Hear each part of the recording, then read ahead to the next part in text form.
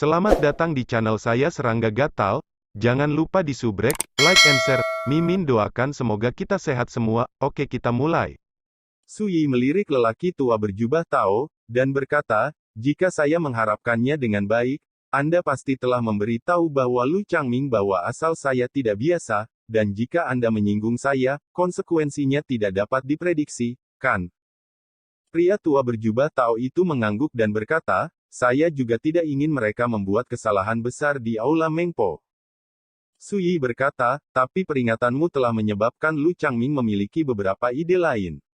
Pertama, dia ingin memberiku bantuan, dan kedua, dia mungkin ingin menggunakan tanganku untuk mengalahkan pria besar itu. Pendeta dan 3 korban. Lagi pula, bahkan kamu pikir aku tidak mudah diprovokasi? Lu Changming secara alami dapat berspekulasi bahwa jika imam besar dan 3 imam korban adalah musuhku, mereka mungkin akan menderita. Oleh karena itu, segala macam hal terjadi sebelumnya. Setelah mendengarkan analisis Su Yi, lelaki tua buta itu menyadari bahwa ada begitu banyak misteri yang tersembunyi dalam perselisihan sebelumnya. Untuk sementara, dia tidak bisa menahan keringat dingin. Bocah berjubah putih bernama Wang Ting bahkan lebih lamban di sana, wajahnya penuh kejutan. Dia tidak menyangka Su Yi bisa melihat begitu banyak hal dalam sekejap. Catatan, orang adalah hantu, yang paling tidak terduga. Tapi di depan Su Yi, pikiran di balik setiap gerakan Lu Changming tidak terlihat.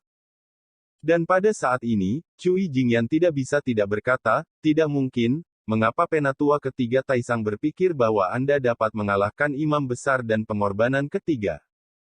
Su Yi memandang lelaki tua berjubah Tao, dan berkata dengan acuh tak acuh, tentu saja karena dia Lu Changming dapat dianggap sebagai saudara Tao, dan dia bahkan memintamu untuk menggunakan altar teleportasi Tao untuk menerima dan mengutip orang, kata-katanya benar. Sejauh menyangkut Lu Changming, itu memiliki banyak bobot. Pria tua berjubah Tao itu tersenyum pahit. Dia bisa mendengar sedikit ejekan dalam kata-kata Su Yi. Cui Jingyan berkata dengan ekspresi bingung, ini terlalu keterlaluan, kamu adalah kultivator fase spiritual, apa yang kamu gunakan untuk mengalahkan kaisar? Pria tua berjubah Tao berkata dengan hangat, Nona Cui, itu berarti Anda memiliki sedikit pengalaman. Di masa depan, Anda akan secara bertahap menemukan bahwa sesama Taoisu di sekitar Anda adalah eksistensi yang luar biasa. Tuhan dan manusia ada di depan, tetapi mereka tidak mengetahuinya. Ini adalah masalah umum bagi banyak biksu di jalan. Yang lebih tragis adalah semakin banyak biksu yang menghabiskan seluruh hidup mereka, dan tidak mungkin bertemu dengan para dewa yang berjalan di dunia. Cui Jingyan terdiam. Gadis itu mengingat banyak hal pada saat ini. Ketika mereka bertemu untuk pertama kalinya, Su Yi melihat asal-usulnya sekilas, melihat misteri liontin gioknya, dan bahkan berspekulasi niat leluhurnya. Selain itu, Taoisme Su Yi juga terlalu menantang surga, dan hanya alam fase spiritual yang dapat dengan mudah membunuh keberadaan alam roda roh, yang hampir sulit ditemukan di dunia bawah. Sebuah peran untuk dibandingkan. Ketika dia datang ke Netherworld, dia bisa menggunakan kekuatan altar teleportasi untuk memperbaiki jimat giok yang dicetak dengan koordinat simpul ruang benua Changqing. Kedua tuan dan murid dengan asal-usul misterius sangat menghormatinya dan tidak berani memprovokasi mereka dengan mudah. Perbuatan semacam ini membuat Cui Jingyan semakin merasa bingung. Dia hanya merasa bahwa rahasia Su Yi seperti kabut misterius, yang tidak dapat dilihat atau ditebak dengan jelas. Rekan Taoisu, besok, tuan dan murid kita akan pergi. Jika kita bertemu lagi di masa depan, kita harus minum dengan sesama Tao. Pria tua berjubah Tao itu tersenyum dan menangkupkan tangannya. Su Yi sedikit mengangguk dan berkata, jaga dirimu. Beberapa kata membuat lelaki tua berjubah Tao itu tampak bingung. Dia sudah menyimpulkan bahwa Su Yi melihat asal-usul tuan dan murid mereka dan apa yang mereka lakukan. Melihat Su Yi mengatakan ini saat ini, tampaknya menyadari apa yang diingatkan Su Yi, mengangguk dan berkata sambil tersenyum, rekan Taois, tolong jaga dirimu. Setelah mengatakan itu, dia mengambil bocah berjubah putih Wang Ting dan berbalik. Menyaksikan tuan dan murid mereka menghilang, Su Yi memandang Cui Jingyan dan berkata, aku berencana untuk pergi ke rumahmu besok, apakah kamu ingin pergi bersama kami? Hah, ini. Cui Jingyan jelas tertangkap basah, tertegun sejenak, dan kemudian berkata, apa yang kamu lakukan di rumahku? Sui memikirkannya dan berkata, nenek moyangmu menemukan sesuatu, aku harus pergi dan melihat. Cui Jingyan tercengang dan berkata, bagaimana kamu tahu? Sui menghela nafas pelan, betapa bodohnya, apakah kamu lupa liontin giok yang diberikan leluhurmu? Wajah cantik dan cantik Cui Jingyan menunjukkan rasa malu dan berkata, kalau begitu, katakan padaku, apa yang terjadi dengan leluhurku? Kamu dan aku pergi ke rumahmu untuk jalan-jalan, tahukah kamu? Sui berkata, berbalik dan berjalan ke paviliun, jika kamu setuju, datanglah ke Kyuxia Peak untuk bergabung denganku besok pagi. Misterius dan misterius, awan dan kabut. Mata indah Cui Jingyan melebar, dan dia menatap punggung Sui. Segera, dia menggigit bibirnya yang merah dan menghela nafas dalam hatinya. Tidak masalah jika Anda berjalan dengan orang ini, jika dia dikejar oleh 3 pendeta, setidaknya itu untuk wajah saya, tidak akan membiarkan dia mati. Ngomong-ngomong, ketika saya kembali ke klan kali ini, saya juga dapat mengambil kesempatan untuk bertanya kepada ayah saya, apa asal-usul orang ini. Sambil berpikir, gadis itu berbalik. Di paviliun, Sui berbaring malas di kursi rotan dan menggosok ujung alisnya. Kejadian hari ini sungguh mengecewakan. Dapat dikatakan bahwa orang-orang tua itu memiliki pemikiran mereka sendiri. Saat dia beraksi, pendeta tinggi Gu Zongsun duduk diam-diam, dan begitu dia menyadari bahwa segala sesuatunya berubah, dia segera berdiri dan tenang. Penatua ketiga Mahkamah Agung, Lu Changming, memiliki ide untuk membunuh 2 burung dengan 1 batu, tidak hanya ingin menjual perasaan pribadinya, tetapi juga ingin menggunakan tangannya sendiri untuk memukul imam besar dan 3 pengorbanan. Hanya Cui Jingyan, dengan bodohnya berpikir bahwa dia telah membawa bala bantuan. Sangat bodoh. Tuan Su, ketika kita pergi besok, apakah kita akan melakukan beberapa persiapan? Orang tua buta itu melangkah maju. Tidak dibutuhkan. Sui melambaikan tangannya. Segera, dia bangkit dari kursi rotan dan berkata, aku akan pergi ke Gua Ilahi Wang Chuan sebentar, dan aku akan kembali sebelum fajar. Berbicara, dia telah melangkah keluar dari loteng. Langit gelap, dan 9 gunung bermandikan cahaya bulan ungu samar di bawah malam, menambah rasa misterius dan tenang. Di dunia bawah, ketika malam tiba, banyak hal misterius dan aneh akan terjadi. Seperti kilau bulan, terkadang ungu, terkadang darah, terkadang perak pucat. Berhati-hatilah jika tidak ada bulan di malam hari. Pada saat ini, di wilayah tanpa batas, beberapa pemandangan yang tak terbayangkan akan muncul satu demi satu. Berlayar di sungai. Dan di tempat-tempat terlarang seperti pintu gerbang neraka, sungai dosa dan darah, dan lautan kepahitan, banyak hal aneh yang akan muncul. Cukup untuk membunuh seorang biarawan. Dari zaman dahulu hingga sekarang, tidak ada yang tahu mengapa dunia bawah menjadi begitu aneh dan luar biasa ketika tidak ada bulan di malam hari. Di kehidupan sebelumnya, Sui juga mengeksplorasi masalah ini. Akhirnya, secara samar-samar disimpulkan bahwa, bulan, yang terlihat di dunia bawah sebenarnya diubah oleh kekuatan asal dunia dari dunia bawah. Ketika bulan menghilang di langit malam, itu berarti asal-usul dunia bawah dikaburkan oleh kekuatan aneh. Ada begitu banyak hal aneh di dunia ini. Tentu saja, ini hanya spekulasi kehidupan Sui sebelumnya. Cahaya bulan malam ini, dengan warna ungu yang berkilauan, menutupi gunung suci Naihe seperti selubung tipis. Sui meletakkan tangannya di punggungnya, berjalan ke tepi tebing di sisi jembatan Giok, dan kemudian berjalan menuju kedalaman lembah di bawah tebing. Lembah di antara 9 puncak Naihe Sensan diselimuti kabut tebal sepanjang tahun, dan ditutupi dengan formasi terlarang yang lebat. Di antara mereka, tidak ada kekurangan dari Imperial Forbidden Array yang dapat menimbulkan ancaman fatal bagi Kaisar. Namun, untuk Sui, yang merupakan tamu di Gunung Suci Naihe di kehidupan sebelumnya, semua formasi terlarang ini tidak berbeda dengan dekorasi. Dia melangkah ke dalam kehampaan dan berjalan menuju kedalaman lembah, jubahnya berkibar. Setiap kali dia menemukan kekuatan terlarang, dia akan dihindari terlebih dahulu seperti seorang nabi. Dalam waktu singkat, Su Yi telah melewati kabut tebal dan formasi terlarang ke dasar lembah. Ini adalah tempat terlarang di Mengpo Hall. Hanya karakter di atas level pengorbanan yang memenuhi syarat untuk datang. Area lembah sangat luas, gelap dan suram, dipenuhi kabut, dan Anda dapat melihatnya secara samar. Di dinding gunung di kedua sisi, ada lampu perunggu yang tergantung, memancarkan cahaya redup dan bayangan. Di depan Su Yi, ada jalan yang diaspal dengan batu tulis hitam. Setiap batu tulis ditutupi dengan totem arai terlarang yang misterius dan aneh, menyebar sampai ke kedalaman lembah. Ketika dia tiba di sini, Su Yi berhenti. Di kedalaman jalan ini, itu mengarah ke gua ilahi Wang Chuan. Namun, jalan ini ditutupi dengan formasi pembunuhan yang sangat mengerikan, bahkan jika kaisar menerobos, dia akan menderita pukulan fatal. Su Yi memiliki caranya sendiri untuk menerobos, tetapi tidak perlu mengeluarkan usaha.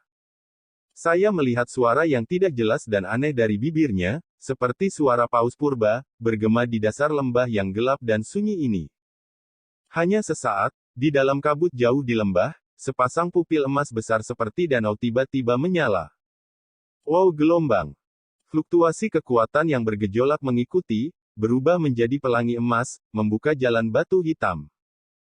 Perjalanan itu tenang, tidak ada bahaya, dan segera melewati formasi pembunuhan mengerikan yang menutupi jalan batu hitam. Segera, pintu masuk gua besar mulai terlihat.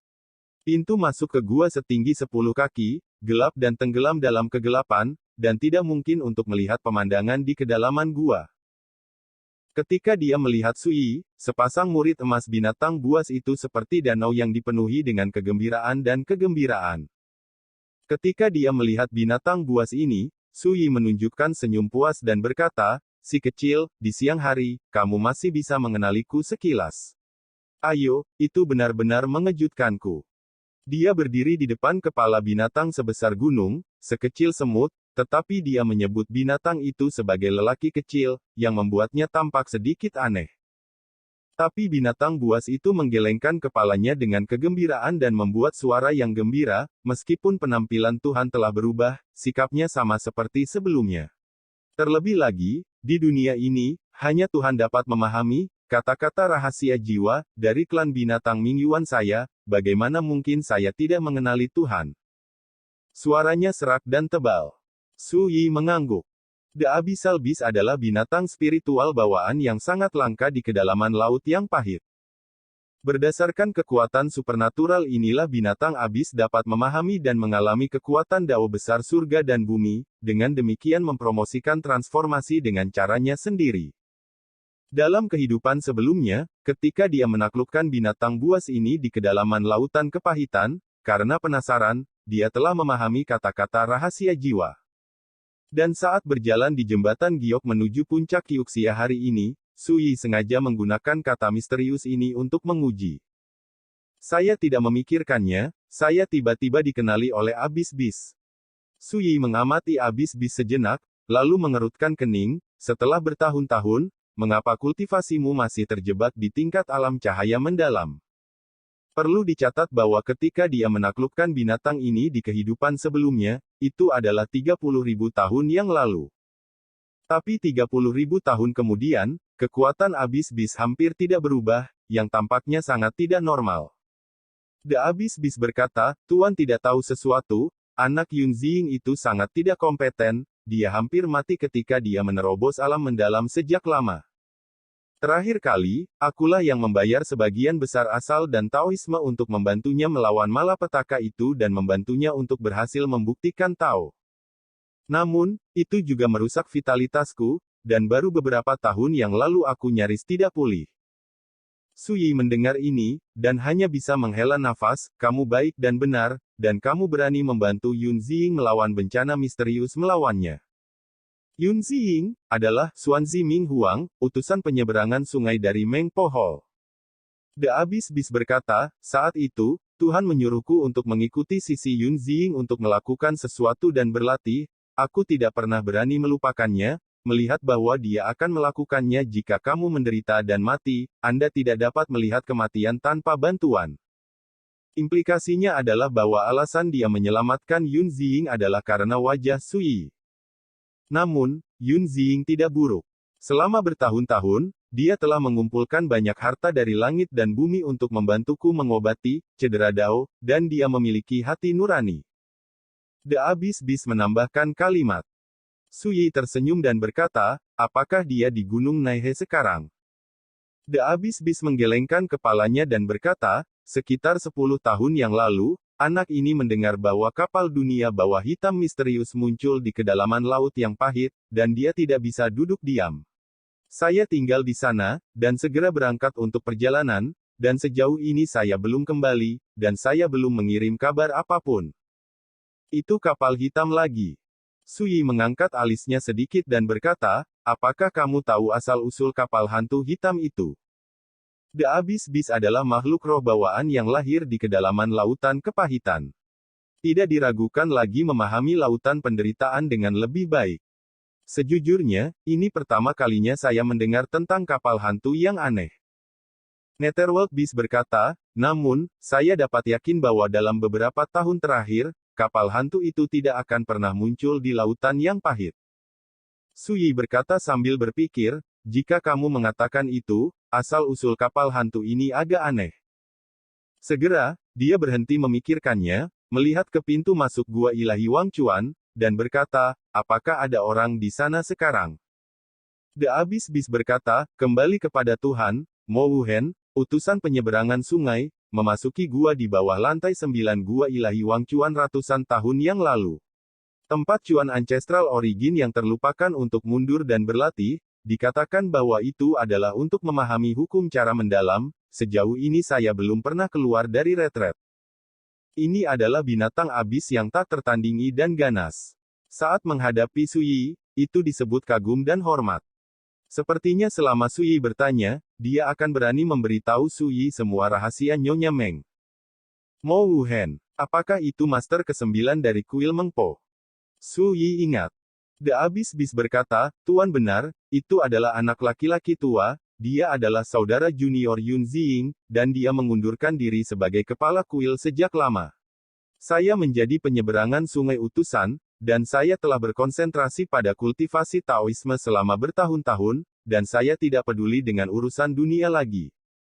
Sui membelai dagunya dan berkata, siapa yang terkuat yang telah melewati lantai 3 selama bertahun-tahun?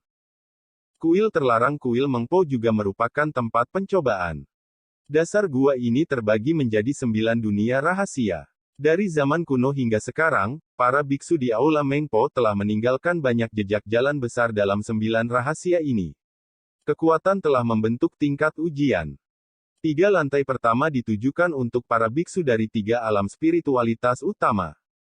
Lantai 4 hingga 6 ditujukan untuk para kaisar dari tahap awal, tengah, dan akhir dari alam Xuanzhao.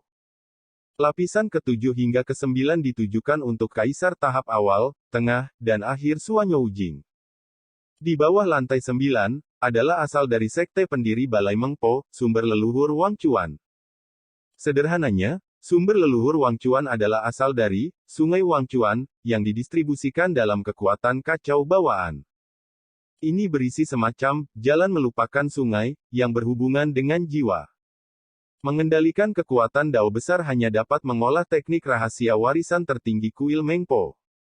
Pada saat ini, ranah rahasia uji coba tingkat ketiga yang dikatakan Sui ditujukan pada tingkat uji coba kultivator alam roda spiritual. Dari dulu hingga sekarang, mereka yang melewati level ini akan meninggalkan prestasinya sendiri. Yang disebut terkuat adalah lulus tingkat percobaan dari alam rahasia ketiga dalam waktu singkat. Melaporkan kepada Tuhan, dalam 1000 tahun terakhir, rekor orang terkuat di alam rahasia ketiga saat ini adalah pengorbanan ketiga Yuan Lining di kuil Mengpo 300 tahun yang lalu. Tetaplah. The Abyss Beast berkata dengan cepat, gadis kecil ini hanya membutuhkan 1/4 jam untuk mengalahkan semua kekuatan merek Dao besar dari lapisan ketiga dari alam rahasia.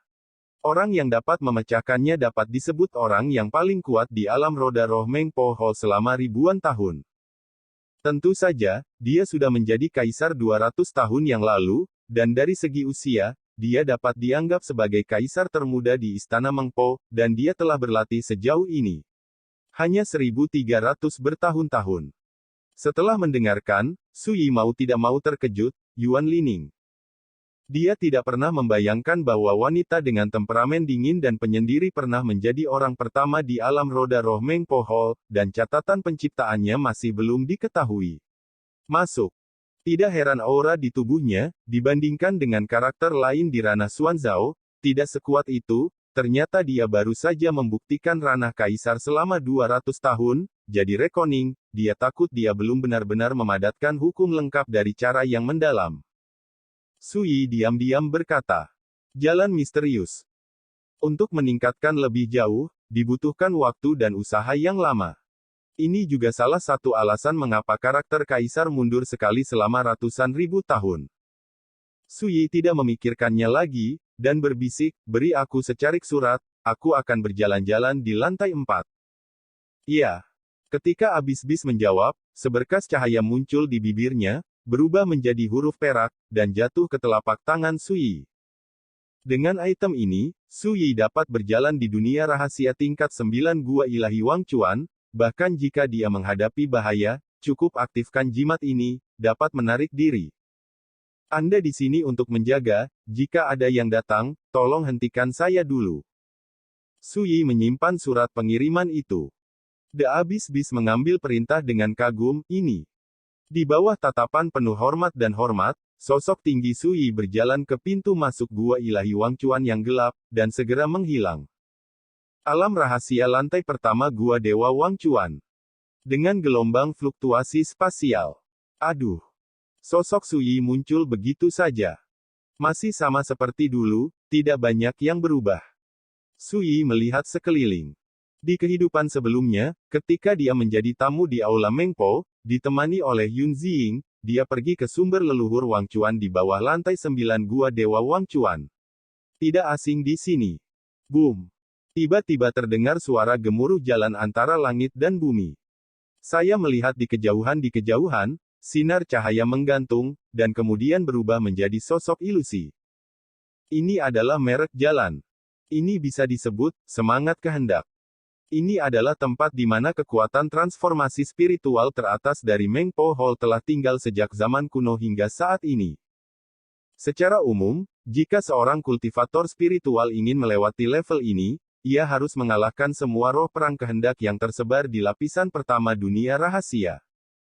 Namun, tujuan Su Yi bukan di sini. Saat dia mendesak pengiriman surat itu, di waktu berikutnya, dia dengan cepat melewati lapisan kedua dan ketiga dari alam rahasia dan datang ke lapisan keempat secara rahasia. Tingkat uji coba di sini ditujukan untuk para biksu di alam roda roh. Roh kemauan dan roh yang tersebar di dunia ini semuanya ditinggalkan oleh pembangkit tenaga listrik alam roda roh teratas di kuil Mengpo sejak zaman kuno. Untuk melewati level ini, Anda harus mengalahkan semua roh kehendak di dunia ini. Lupakan. Mari kita coba dulu, dengan Taoisme saya saat ini, berapa lama waktu yang dibutuhkan untuk melewati level ini. Setibanya di sini, Su Yi memikirkannya dan memutuskan untuk tinggal. Seperti yang dipikirkan Su Yi, tiba-tiba terdengar gemuruh langit dan bumi. Di langit yang jauh, gumpalan cahaya jatuh dari langit, berubah menjadi sosok ilusi, masing-masing dipenuhi dengan roh yang termasuk dalam alam roda roh. Nafas yang kuat. Jiwa-jiwa perang kehendak ini tidak berbeda dari pembangkit tenaga listrik alam roda roh yang sebenarnya, kecuali bahwa mereka tidak memiliki spiritualitas dan vitalitas. Selain itu, nafas di tubuh lebih mengerikan. Sejak di benua Changqing, Su Yi, yang tidak lagi peduli dengan peran alam roda roh, melihat pemandangan ini, dan ada sedikit ekspresi dalam ekspresinya. Warna antisipasi. Sekian dulu update-annya, tunggu lanjutannya di channel saya Serangga Gatal, di subscribe ya guys. Terima kasih.